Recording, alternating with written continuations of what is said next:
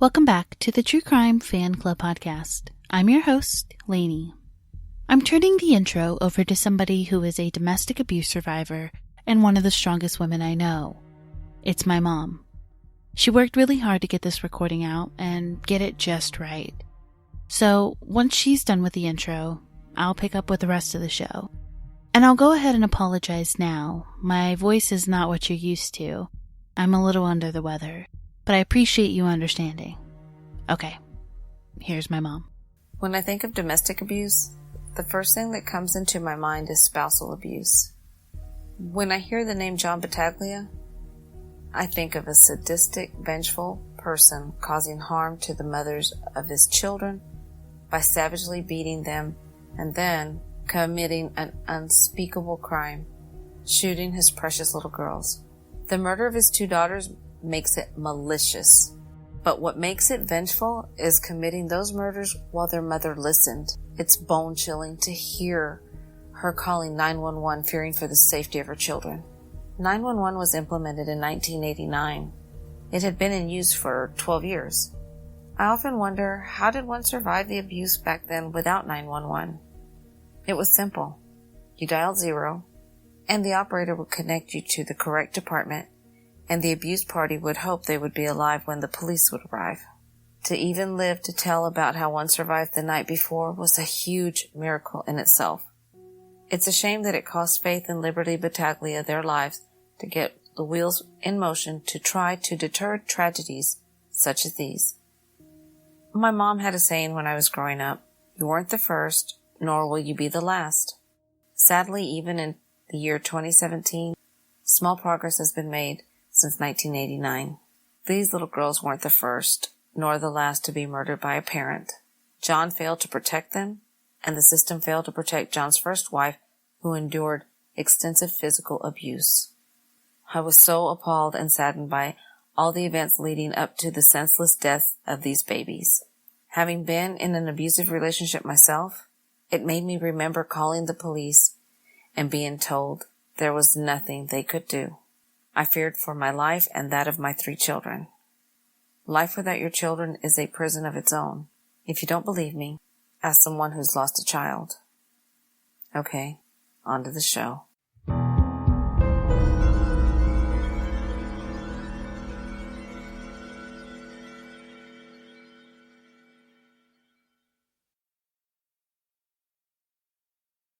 John Battaglia Jr. was born on August 2, 1955, on a military base in Alabama. The eldest of 5 children, he would be brought up in a strict Catholic household.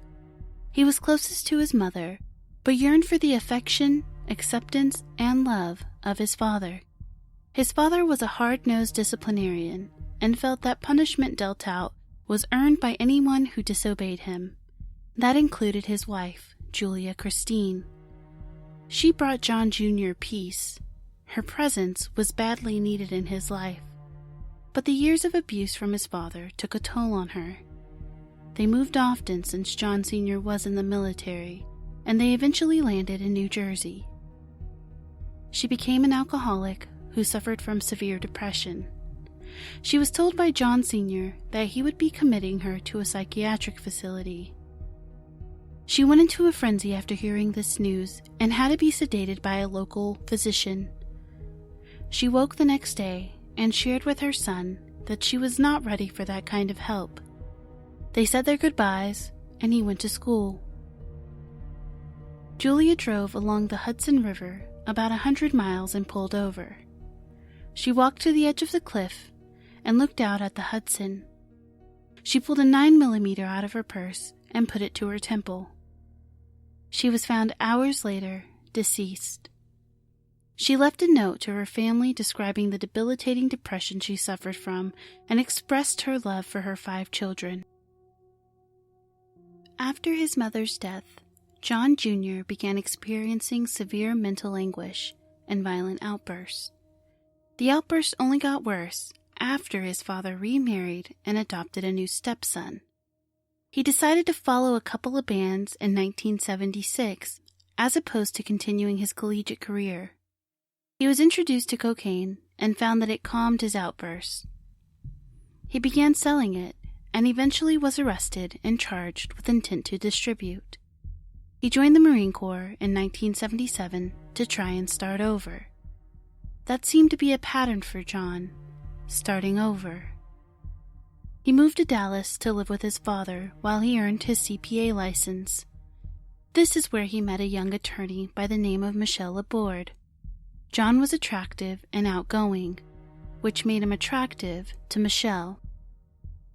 He asked her out, and she said yes, but she told him that she had a 3-year-old son named Billy from a previous marriage. John wasn't fazed. They continued their relationship. John would spend more and more time with Billy. Michelle loved this about him. She loved that he accepted Billy as his own. She never saw any of the angry outbursts that John experienced in his young adulthood. She wouldn't see her first warning sign until the trip to New Orleans in 1985. That evening, as they were driving, a group of aggressive teenagers cut John off and slowed down in front of him. This caused him to press down on his brakes hard. Enraged, John screamed for Michelle to pull the duffel bag up from the floor so that he could get his gun. She refused, and he screamed at her again. As they fought over the bag, he began weaving through the lanes. This frightened her, and she began screaming at him to stop and calm down. Otherwise, he was going to kill them both. He passed the group of teenagers and cursed at them. Michelle made up her mind that she couldn't be with someone who could explode in an instant. They arrived back to Dallas, and she found out she was pregnant. Having been a single mother before, she didn't want to go through that again. She told John that she was pregnant, and he immediately proposed. She was reluctant to accept his proposal and shared this with her mother in a letter. Her mother wrote back to stop being foolish and accept the proposal.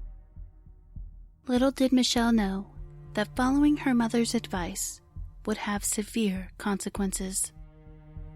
They married in a civil ceremony in April of 1985. 30 days later, John disappeared.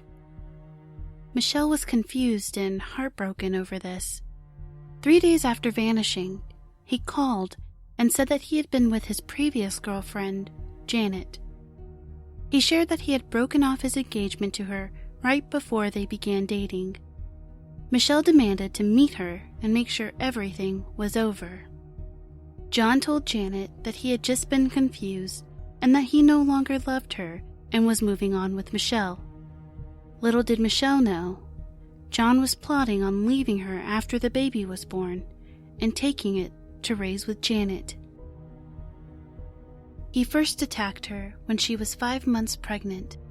They were in the process of moving, and she asked for help packing. John told her that the majority of the items were hers, and that he didn't see why he needed to help. She then approached him again and asked for him to help. He ran towards her and choked her, saying that he would help when he was good and ready. She couldn't breathe and was frightened. He released her, and she ran to the bathroom to calm down and wipe her face. She had never seen the sight of him before, at least not directed towards her, and she didn't know what to do. John was growing more and more irritable each day, and he wasn't taking it out on her all the time. He started taking it out on Billy. One night, she was fixing dinner and heard Billy cry out. John had thrown him against the wall when he had asked to play a little bit longer. He didn't seem fazed by Michelle's anger as she screamed at him to never do that again. But weeks later, he would kick Billy in the rear, causing him to be lifted off the ground. He then retreated to the bedroom to watch TV, where Michelle followed him and yelled again. Her threats fell on deaf ears. On November 10, 1985, their daughter, Laura Julia Battaglia, was born. The abuse of Billy ceased that day. This is an MO common with domestic abusers. They will often focus their attention on the abuse of another loved one, since the one they want to harm is pregnant. John's outbursts began to occur on cue. Every 3 months, he would violently react, and the household was put on edge. It wasn't until John began beating her while she was holding Laura that she decided enough was enough. Despite John being an attentive father, he didn't care who got in his way when he was trying to harm Michelle. One time, he hit her so hard and came at her with such force that she dropped Laura and the baby hit her head on the wall. She feared now more than ever for the safety of her children and made up her mind to leave him. John would make it difficult for Michelle after their divorce, constantly stalking her and breaking into her home. He would terrorize the nanny by busting through the front door after Michelle left for work. She was beginning to show signs of severe anxiety. She wasn't eating, and she was looking over her shoulder all the time.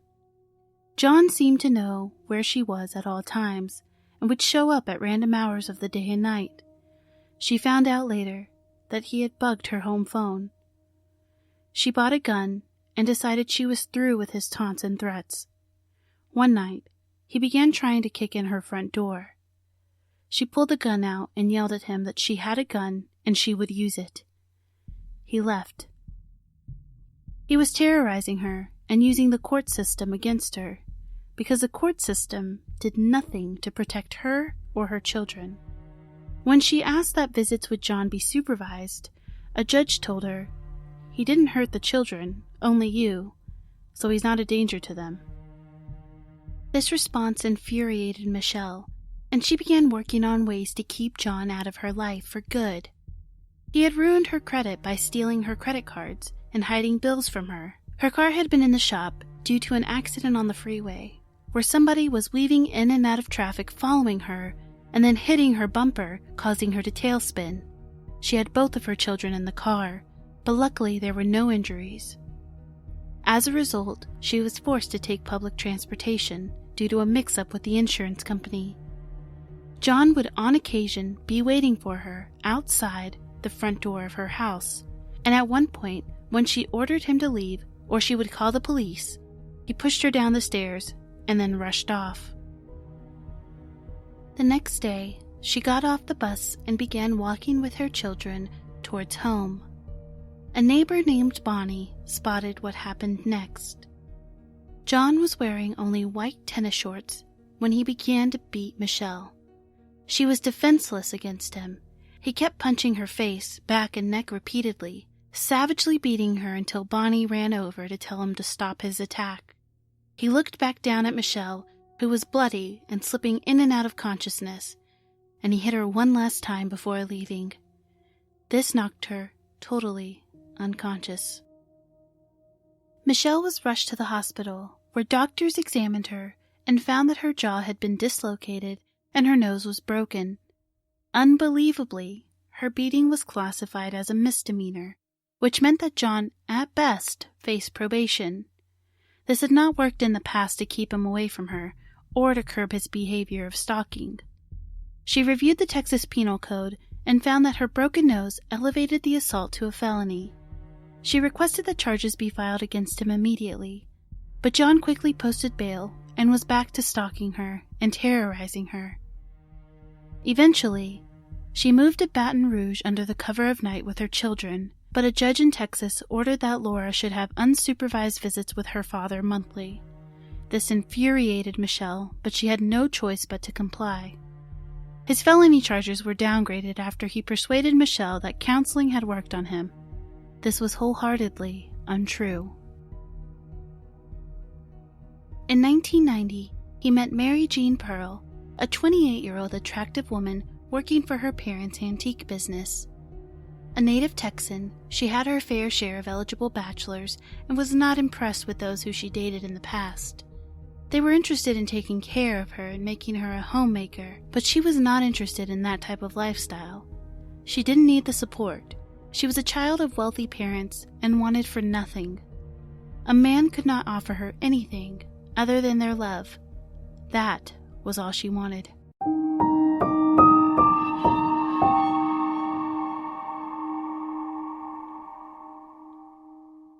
I'm going to pause the case right here so you can hear a word from our sponsor.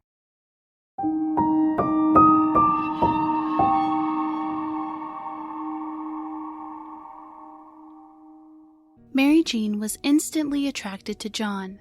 He had sharp eyes, and he was accomplished. They began a whirlwind romance, and she fell hard in love with him. They dated for 3 months when she announced to her family that her and John were engaged. They planned to wed the following year in 1991. Her brother was concerned with John's personality. He seemed to overshadow the considerate nature of his sister. Mary Jean ignored her brother's concerns and kept her plans to marry John. Everyone, from the priest to her parents, felt that the union was doomed. Mary Jean was controlling in a way and refused to include John in the wedding planning. They scrapped the Catholic wedding that John requested and instead got married in the living room of their new home. She was relieved to finally be married to the man she loved so deeply. She wasn't expecting that a small spat would cause him to explode in the way that he did. She had defended his past actions against Michelle. She was clearly in the wrong, when all John was trying to do was establish regular visits with Lori. Much like Michelle on the New Orleans trip, she chalked up his outburst to an isolated incident and told herself that it would not occur again. She had only known happy and healthy marriages and had no experience with domestic abuse, so she didn't know the warning signs. This would change after saying "I do" to John.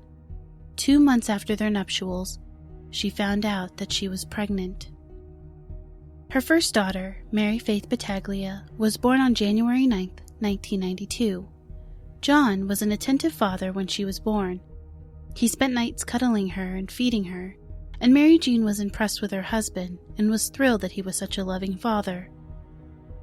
The house that John shared with Mary Jean became a point of contention because it belonged solely to Mary Jean.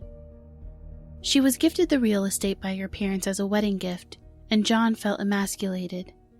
He surprisingly did not batter her. Instead, he was verbally and mentally abusive towards her. He called her fat, stupid, and a bitch regularly. She often asked him to go to counseling so that his anger could be controlled, and this only caused him to increase the harshness in his words, if that was even possible.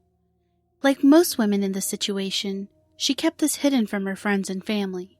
It was embarrassing, and she couldn't connect how something like this could happen to someone like her. Michelle was relieved that John had a new woman in his life. She was finally free from his harassment and stalking. He had focused all of his attention, energy, and anger on his new family. She worried about Mary Jean, but when Michelle would ask how things were, Mary Jean would simply reply, "Great. My friends tell me I'm very good for John. I calm him down." But Michelle saw under that mask and let the subject go. John's work life was marred with controversy. He was sued for sexual harassment by a coworker, which caused him to sue his female boss for sexual harassment due to her vulgar language. He agreed to drop the suit if his coworker dropped hers against him. Everything with John was a battle.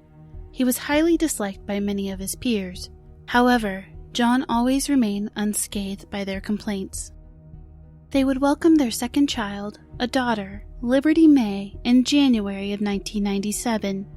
He doted on her as much as he had faith, and Mary Jean wished that she could elicit the same love and care that John had shown for his children, just once. She wanted to move to Highland Park, a very affluent city outside of Dallas. They found a home with a big enough backyard for their growing family, and once again, the house belonged to Mary Jean. His verbal abuse of her intensified, and she was concerned that her 2 daughters would accept this treatment from their future partners. She was terrified of this notion, and despite her want to keep her family together, she just couldn't handle it anymore. After a particularly nasty spat, she ordered him out of the house. He expressed that he didn't understand what the big deal was, and she said that it wasn't this instance, it was all of the instances combined, and she just was done, and he needed to leave. He hugged his daughters goodbye and decided to move to Deep Ellum, a neighborhood inside Dallas. Deep Ellum is eclectic and artsy, which is right up John's alley. He had an interest in art and music, and even wanted to quit his job to become an artist. When he was married to Michelle, she objected, and this led to an altercation. In December of 1999, Mary Jean, Faith, and Liberty were celebrating their first Christmas without John. Although he was expected later in the day, they enjoyed the peaceful time together. In typical John fashion, he arrived early to the house in order to upset Mary Jean's plans. He knew that she had everything timed perfectly, and showing up more than an hour early to pick up the girls for church would surely infuriate her. The younger girls were excited to see their older sister.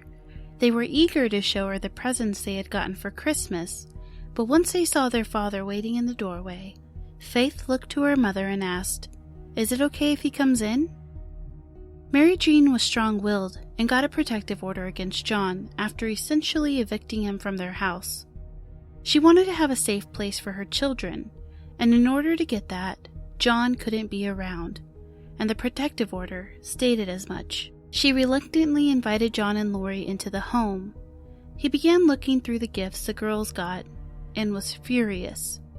Mary Jean had essentially robbed him of his house and income. She was oblivious to his boiling rage. She asked Lori if she would like to come over for dinner, but John quickly retorted, "If I'm not welcome, you're not staying." She expected this response from him and began to walk upstairs to get the girls ready for church. She felt a presence behind her and noticed John was following her upstairs. Her stomach sank, and she knew this was not good. He accused her of hiding things from him and taking everything away from him. She refused to go there with him, and so she didn't play into his drama. He was triggered by her back-talking and lunged at her. She had time to react and went face first into Liberty's bed. He began punching the back of her head and back. She managed to scream for her daughters to call 911. He continued his beating by holding her tautly by the hair and kicking her in the face, stomach, head, arms, and legs. All three of his children ran into the room and began to cry and scream at their father. They begged him to stop his attack on their mother, who was now a bloody mess. Her beautiful silk pajamas were soaked in blood. He released her and left, abandoning Lori. Police arrived to take statements of the attack. Mary Jean knew her Christmas was now ruined, and it was all because of John and his anger. She was shocked to learn that her attack was considered a Class A misdemeanor in the state of Texas. After the attack, Mary Jean tried to finalize her divorce. The battle with John seemed never-ending. He was always fighting or complaining about the injustices he suffered because of the pending divorce. He took his anger out on Mary Jean by putting Faith and Liberty in the middle of their arguments. At one point, he left this message on their answering machine: "Girls, I'm sorry for whatever may be coming down the road for you. It may be very bad." John didn't care that this message confused his daughters or terrified their mother. This call violated the protective order Mary Jean had against him, so she contacted the Highland Park Police Department to report the violation. John was found guilty of assaulting her and was ordered to pay a fine and serve 2 years probation. Although not what Mary Jean expected, she was relieved that the divorce was going to be finalized. The custody schedule had been set, and John was allowed to visit the girls unsupervised. Easter 2001. All three girls, Lori, Faith, and Liberty, gathered at Mary Jean's house for dinner. Not wanting to exclude Lori from the gift exchange, she gave her a card with $50. When John found it, he called Mary Jean and left a message that said, "The next time you give my daughter $50, why don't you tell her how you screwed her out of her fucking college fund, you fucking pig? How do you feel, pig?" She contacted Highland Park PD once again to report John for his violation. It would take nearly 2 weeks before a warrant was issued for his arrest. He was growing antsy. He knew that his probation could be revoked due to this latest blunder, and that the police were likely looking for him. On Wednesday, May 2nd, 2001, it was his day to pick up his girls. The day was gloomy for them. They had spoken to him earlier in the day, and he told them that he wouldn't see them for about a year, since their mom was trying to get him locked up. The girls grew concerned and lamented that they didn't understand why their father just couldn't be good. Mary Jean tried to comfort her daughters while getting them ready for their visit. They were scheduled to meet at 6 p.m. They piled into the car hesitantly, and Mary Jean couldn't shake how she just found Liberty. Moments earlier, the little girl was hiding under her bed, shaking and terrified. She had tears pooling in her eyes, but her mother managed to convince her everything was all right. John was 25 minutes late to the drop-off, and the girls sulked into his truck. Mary Jean felt terrible that they had to go, but she didn't want to start another fight, or possibly have another altercation with him. He glared at her as he drove off, and she noticed the girls looked despondent and sad. John drove the girls back to his Deep Ellum neighborhood and told them he had to stop by his loft to change clothes. When they got upstairs, he quickly changed his clothes and walked out of his room and into the living room where the girls were waiting.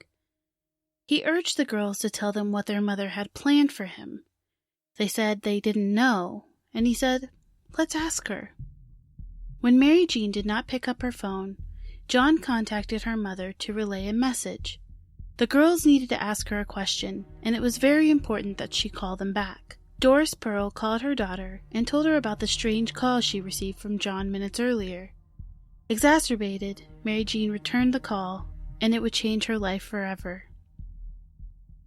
She held the receiver close to her ear to wait for her daughter's question, but before Faith could get the words out, John bellowed, "Ask her!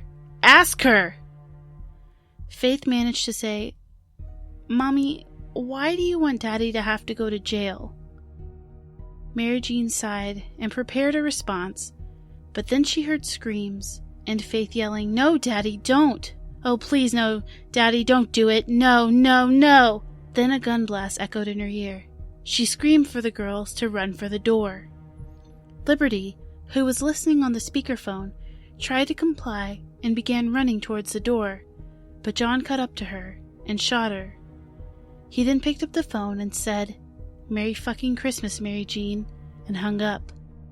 He walked over to both girls and placed the muzzle of the Glock against their heads and pulled the trigger. Mary Jean made it to the lofts where John murdered their daughters before the police arrived. She spotted a patrol car and flagged it down, but John had left soon after shooting the girls a final time. When they entered the loft, they found the bodies of Faith and Liberty Battaglia sprawled on the floor. They had suffered numerous gunshot wounds. John would later be caught as he finished getting a tattoo, 2 roses, to commemorate the memory of his daughters. During the time he left the apartment and was found by police, he had left another haunting message on his daughter's answering machine.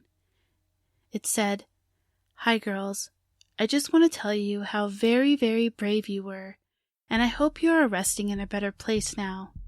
I wish that you had nothing to do with your mother. She's evil and vicious and stupid." The girls were laid to rest on May 5th, 2001, and Mary Jean was forced to pick up the pieces that lay broken. John was charged with 2 counts of capital murder. His defense team attempted to say that he suffered from bipolar disorder and was not fully aware of his actions. The prosecution countered that John was seeking the ultimate revenge on Mary Jean and killed his 2 daughters as a way to get back at her. The jury deliberated for only 19 minutes before finding him guilty on both counts. He was set to be executed by lethal injection. On March 30th, 2016, he was granted a stay of execution after the 5th U.S. Circuit Court of Appeals issued a stay so that the court could examine his attorney's claims that he was not mentally competent to be executed. The stay happened just 7 hours before he was set to die. His execution date was then scheduled for December of 2016, but was given a stay yet again due to the same issues. For now, his execution date is scheduled for March of 2017. As a result of their tragic deaths, on September 1st, 2001, the Battaglia Visitation Law was passed. It required that a parent's history of abuse with either a spouse or their child must be considered in a judge's decision to grant unsupervised visits with their children. 2 years before John was set to die, He sat down for an interview with the Dallas Morning News. Here's what he had to say about the murders.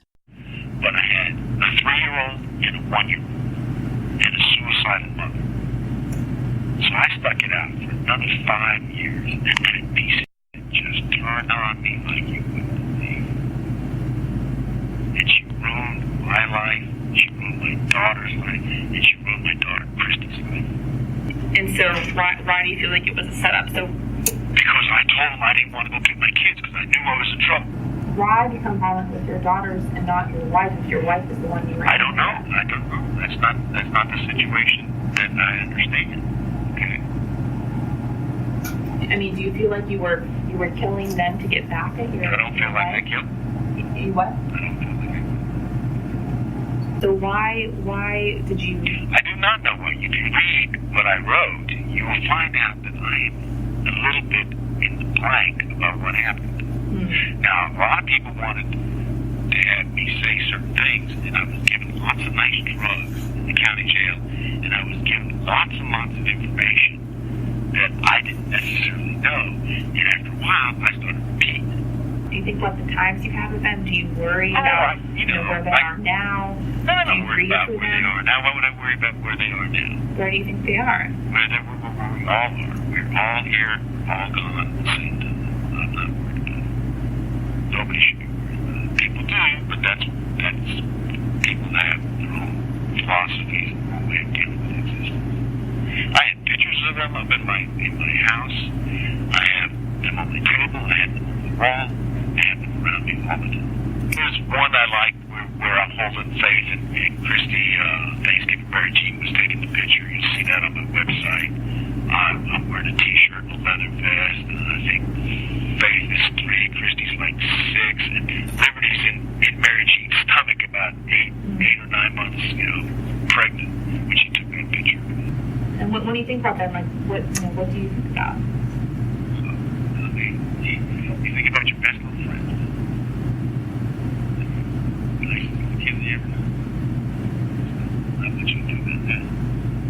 Thank you for listening. If you enjoyed this episode, please be sure to rate, subscribe, and review on iTunes. It really helps us out. You can follow us on most social media platforms: Twitter @TCFCPod, Facebook.com/TCFCPodcast, Instagram TCFC_podcast, and of course, our website is truecrimefanclub.com. While you're waiting for the next episode, check out this cool true crime podcast I stumbled upon. It's called Misconduct, a true crime podcast. Each week, Eileen and Colleen, who also happen to be related, discuss the facts, the theories, and opinions on cases ranging from mysterious disappearances to miscarriages of justice. It's really great, so check them out on iTunes or follow them on Twitter. We're also going to be at CrimeCon this year, so if you're planning on attending and you haven't bought your tickets, be sure to use our code TCFCPod20 for 20% off of your order. Until next time.